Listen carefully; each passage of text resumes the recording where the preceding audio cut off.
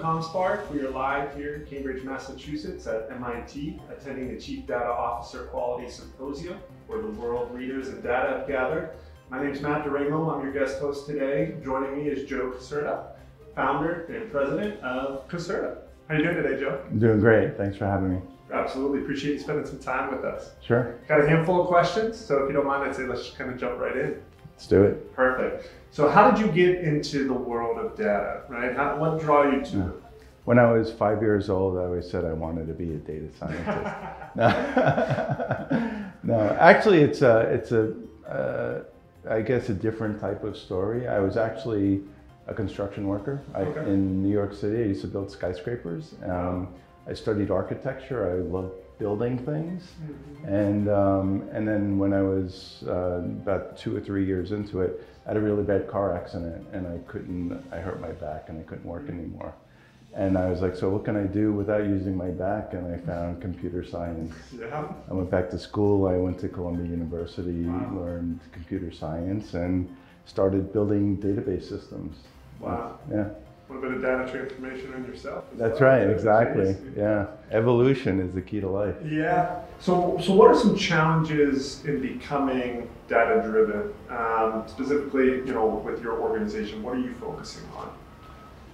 So we're problem solvers for other organizations, but so we follow the problem and try to figure out what the solution is. And we see a various array of problems, everything from figuring out like how to measure audience interest in a commercial,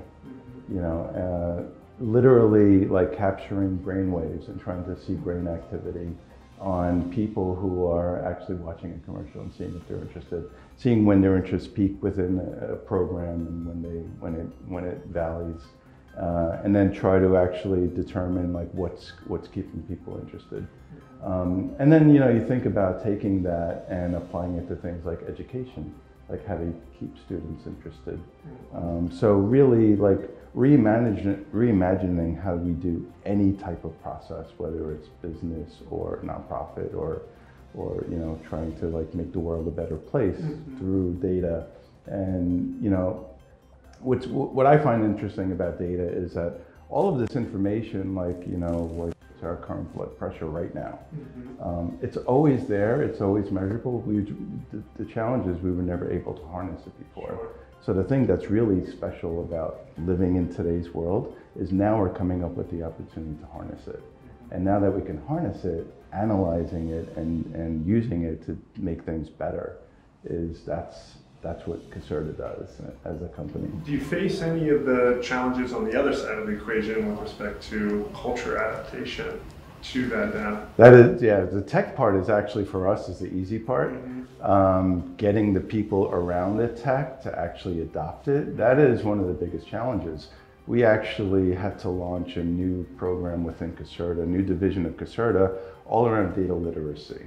So it's really training, really understanding like, when you are, challenging a 10,000 person company with, changing from conventional wisdom, run company to a data analytics run company, it's basically asking an entire organization to take everything they know throughout their entire career, check it at the door, and do something brand new. It's a pretty big ask, right, for anybody. Absolutely. So we need to really figure out like how to handle the people part of this. And that is today's most current challenge. Because I have to think that adaptation of the culture within is basically going to relate to how that end user ingests what that information is being provided to them, correct? Yeah, how do they access it? How do they interpret it? How do they trust it? Sure. Right? Those are the key things. So I feel like as data experts, we're on the hook to actually make that happen. Absolutely. Right? Because without that, we could build the greatest engine in the world. Unless people feel safe driving the car, they're never going to drive it, right? So that's the next. I think if we were to like look at trend analysis of data, the next trend is like really addressing the people around it rather than the data. That's a good segue into my last question. What do you see with respect? What's your vision for the data world in the future? Oh, geez. Well, I think we're going to become less We're going to start talking about it less because it's going to become so pervasive in our everyday life. It'll just become just part of life.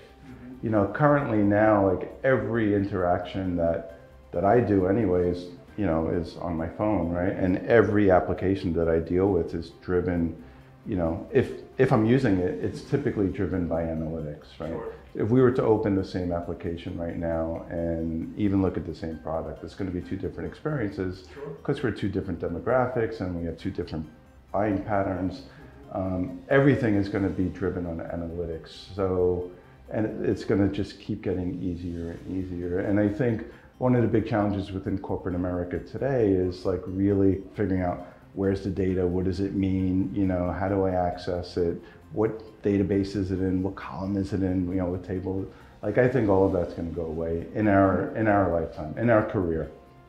I think that we should be, you know, in the short term, be able to just open up a Google search bar and say, give me my sales by region. I don't care where it comes from. I don't care what it is. Like that should be already figured out. And we should just go to graph that says, here's your sales by region, you know, in a graphical, very easy to read interface. And that doesn't exist today, but it has to exist soon. You know, I think we're just, everything outside of the data, you know, they say that the data world has like been so advanced in the last few years, but everything around the data world is also advanced. You think of how they're constructing buildings today. Sure. The architecture of buildings today, they could never build 10, 15 years ago, right? Because we've just learned so much about engineering and using different types of materials. It's the same type of thing with data. We need to think about how to do engineering differently and use different types of materials in order to interact with our data and actually use it. That's great insight. Yeah. Absolutely. Well, Joe, I greatly appreciate your time today Thanks. and spending time with us. Thanks. I wish you the best. Thanks, my pleasure. For more information on today's interview, please visit ComSpark.tech.